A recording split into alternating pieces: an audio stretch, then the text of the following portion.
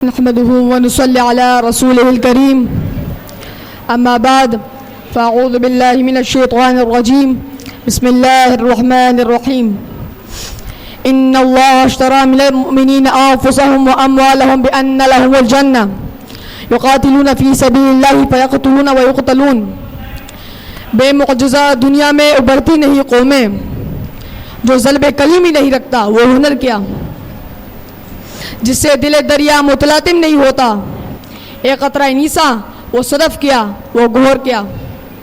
سامعین محترم، مہمانان گرامی اور عالی قدر حاضرین محفل، السلام علیکم ورحمۃ اللہ وبرکاتہ۔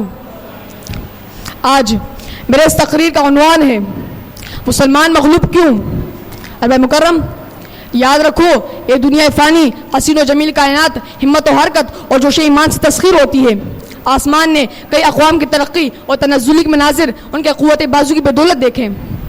کسی ملک اور قوم کے پیچھے ان کے نوجوان طبقے کا ہاتھ ہوتا ہے جبکہ ان کے ضمیر بیدار ہوں، وہ اپنے شب و روز سے آگاہ اور ماضی حال سے واقفکار ہوں، وہ اپنے مستقبل کے پہریدار اور ہر قسم کے تکالیف سے نپٹنے کے لیے تیار ہوں۔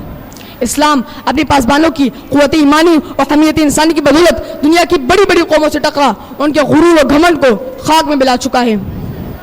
برادران اسلام، جب تک مسلمانوں کے دلوں میں جہاد کی فضا قائم رہی، اسلام عروج پر رہا، چار دانگے عالم میں مسلمانوں کی عزت و عظمت اور قوت و شجاعت کا ڈنگا بجتا رہا، مسلمان آدھی دنیا پر حکومت کرتے رہے۔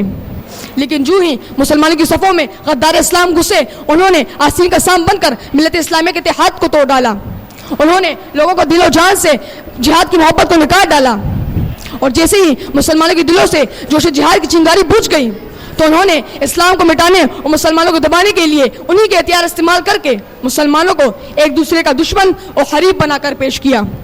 یوں اسلام کا عروج زوال میں بدل گیا اور اسلام اور مسلمان ترقی سے تنزلی کی طرف روا دوا ہو گئے۔ مسلمانوں، اگر یہ چاہتے ہو کہ اس کائنات میں شان و شوکت سے جیا جائے اور اسلام کا غلبہ رہے تو پھر جہاد کو مضبوطی سے تھامے پکڑو تاکہ تمہاری دنیا بھی سنور جائے اور آخرت میں بھی کامیابی تمہارے قدم میں چھومے۔ آج کس قدر بدبختی کی بات ہے کہ مسلمانوں نے جہاد جیسے اتنے بڑے عمل کو ترک کر کے سمجھ رکھا ہے کہ کچھ نہیں ہوا۔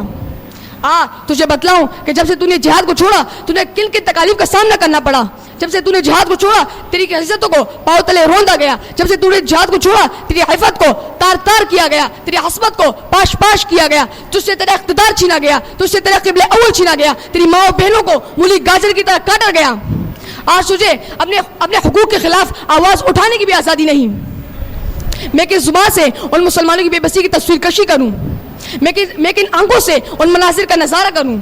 میں کس منہ سے ان ڈھائے گئے مظالم کا اشکارہ کروں؟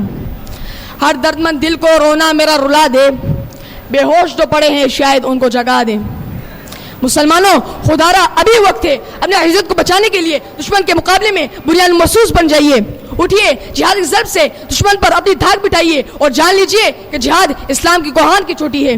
اسلام غالب رہ سکتا ہے تو صرف جہاد سے۔